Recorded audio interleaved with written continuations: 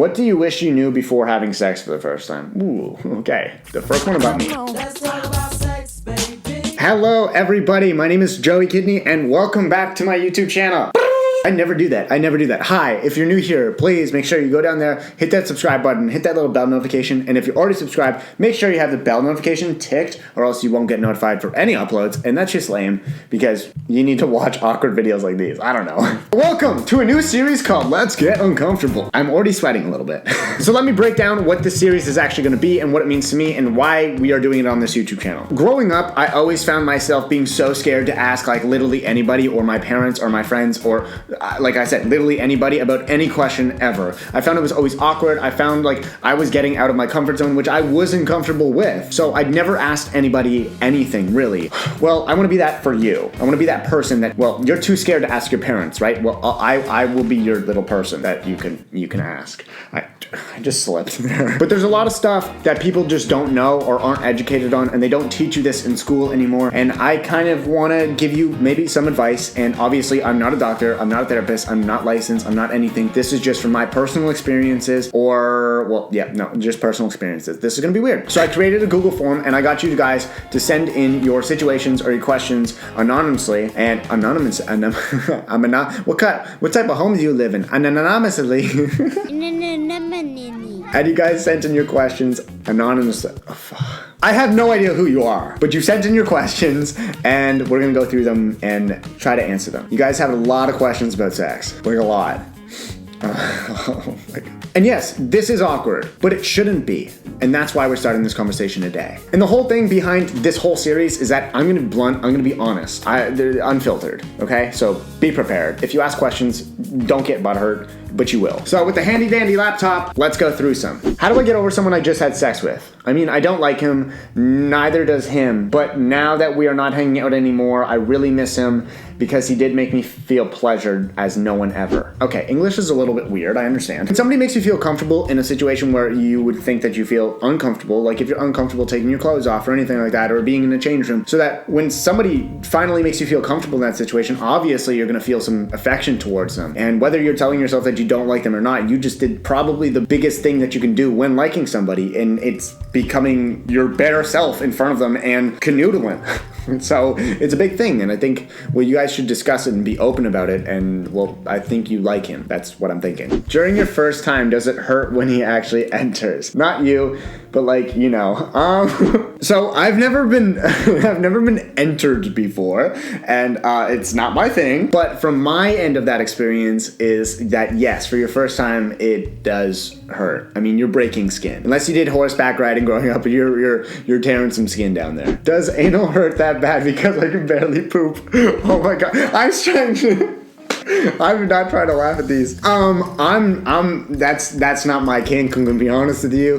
Poop belongs there, and that's if it hurts, don't do it, okay? How do you make sure the penis goes into the right place? Fair. It's pretty simple. Do your research beforehand. Watch a few videos. Maybe even ask somebody. And the most important person that you can ask is the person that you are participating with. It's not a game. The person that you are canoodling with or having sex with, that's the person you should be most comfortable to ask, and ask for direction, ask for advice, ask for, hey, let's work on this together, and you're not gonna miss. Sometimes you do miss, and it's an unpleasant surprise, but, well, I'll leave that up to you. I sometimes feel like no one cares. Does morning wood happen every morning? So morning wood, for those who don't know, morning wood is, it's also known as pitching a tent, a stub chub, cracking a fatty, a woody, an angle on your dangle, an officer at attention, a nice little throbbing member, a meat wrench, a vagina minor. Oh my god, there's a lot of things, okay? Morning wood doesn't always happen. It's usually when you have a dream, and it's a visual dream, and it's a sex dream. When you have a wet dream, and that's usually when it happens, or when you're just thinking about something, it doesn't always have to be like a wet dream, but when you're thinking about something or dreaming about something, that's usually when it happens. And a lot of people don't know this. I tell my friends this fact all the time because I think it's cool. I don't know the proper terminology. In our sleep, sometimes we actually just get erections because we're stopping ourselves from wetting the bed. It's pretty cool. It's kind of handy. Male's opinion about female pubic hair. Do you need to shave down under as a female? How do guys feel about body hair? Is it best for girls to be shaved everywhere? I received a lot about women's body hair, which literally it made me really mad. And I don't know if this is because of the Nash Greer video or anything like that, like from a while ago. You do understand that the reason why hair grows on your body is because it's natural and it's there for a reason. Pubic hair is on our bodies in the areas that it is for the purpose of keeping bacteria out. The hair catches the bacteria and all that grimy stuff. And I think a lot of people don't understand is that when you shave down there, you're opening a wound. And then that's how STDs and STIs and, well, literally everything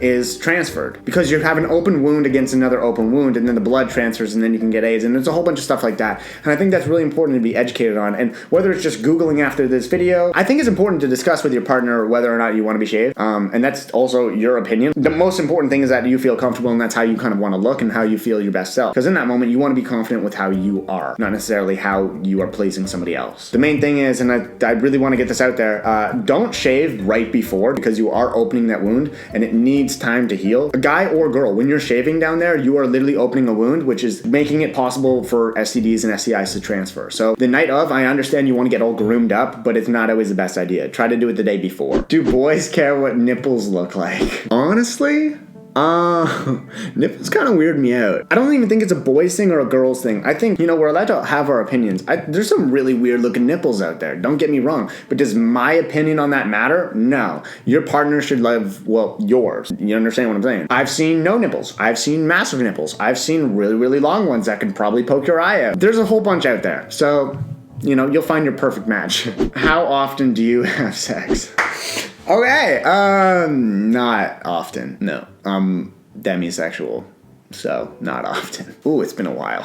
I don't want to think about it. Why do most people think girls are innocent and naive about sex? I think there's just a bunch of stereotypes behind the whole subject itself. Like, I think men are just seen as these sexual beasts, and then girls are seen as these innocent ones that hate when men talk about sex, but really girls do the exact same thing. Majority of my friends are girls, and they just happily, like, it doesn't even matter if I'm there or if I'm not. They talk about sex no matter what, and they talk about it more than actually my guy friends. So I think the reason why the stereotype is there and the stigma is there is because women are always hating on guys who are talking about sex. And granted, sometimes it's very vulgar and not right, but women talk about it just as much and probably just as bad, because I've seen all cases. And I think when women hate on guys for talking about sex and guys get uncomfortable when women talk about sex, I think that's the stigma right there. So I think it should just be an open conversation like this video. Is it bad that he isn't able to finish after a whole hour with me? Ow.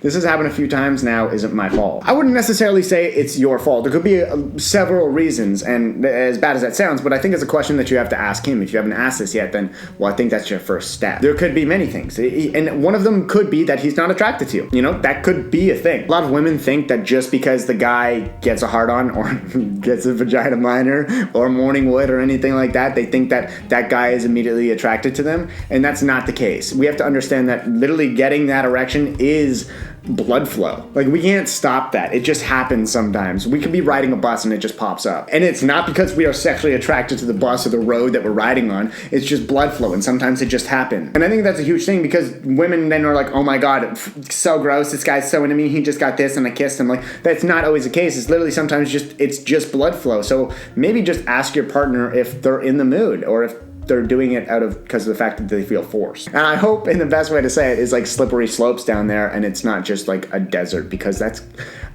gotta hurt. Also, buddy has stamina. Why would you want to lick someone from a body part they used to pee from? I'm dead. It probably feels good. When you have sex for the first time, how do you know what to do? Porn. Do girls come too? Oh, I actually have no idea what gender or what body part you have or reproduction organ I don't know anything. These are all anonymous. Yes, and it's 10 times better than guys. Guys last for like 3 to 7 seconds. Girls last like 23 seconds to 30 seconds or whatever it is. So girls have it better. It's just harder to get. Can I become pregnant from pre-cum? Google says yes, but I don't really trust it. Oh god. Okay, yes. A bunch of my friends don't even know this answer. Semen is semen, and it can get you pregnant. Whether it's before you have sex or after or during or whatever, it can pop out whenever, and it's a nice little surprise, and it's a bigger surprise in 9 months. Wear a condom, be safe. Girls, birth control is a thing too. Stop thinking, oh my god, I'm gonna raw dog it because, well, it's just pre-cum. It's already out. It's not alive. Shit's living, man. And it gets bigger. 9 months, I'm telling you. Not from experience, I'm just saying. And the last one, how to get a bigger, Oh, dude. Dude. I'm gonna answer this in a real way. Stop worrying about it. You can worry so much on this topic, and I get that. I've been that prepubescent teen, and I was like, oh my god, is mine gonna be big enough? Because girls are always making fun of it. But a lot of girls don't share the fact that, well, sometimes bigger hurts, and sometimes too small is too small, and sometimes medium's too big or too small, and everyone's different. A girl's vagina can sometimes only be 4 inches, and it could be bigger, it could be stretched. There's so many. So finding your perfect fit is what you should be looking for, not looking how to get bigger. It's really finding your perfect fit and how you use it. That's what matters. And girls, stop making fun of guys with smaller parts. It's kind of hypocritical. Anyways, guys, that is it. If you want to hear me answer more questions, I made a podcast on this same topic. There was a lot of questions. There's thousands of questions. And so I chose a little bit more to put in the podcast. I can't believe how many questions there were actually. It was insane. And if you like this video and you want to see an episode 2, and it can be about anything, there's going to be a form down below and it's going to say the next week's topic. And I want to do these, well, every week. And I don't want them to always be about sex. I'm not a sexpert. sex expert. I'm not that. They can be about anything. So we're going to have themed videos every single week, and they're going to be you asking, well, just anonymous, real questions, and I'm going to give you real answers. And hopefully they can truly help you out, because I know there's a lot of people out there who are too scared to ask their parents, too scared to ask their friends, and hopefully I can be that person that kind of makes the whole topic or any topic comfortable and out there. And we're all human, guys. We're all going through some shit. What word was that? We're all human, guys. We're all going through some stuff, and let's make it a conversation. Anyways, stay you, stay beautiful. Make sure you like the video and submit a question to the forum down below and leave a comment. What was your favorite part? Which one helped you? Do you have any more questions? Let me know. Subscribe and hit the bell, and merch is down below. Follow me on Instagram at Joey Kidney, and hopefully we can talk some more there. Anyways, stay you, stay beautiful, and I'll see you guys next week. Bye.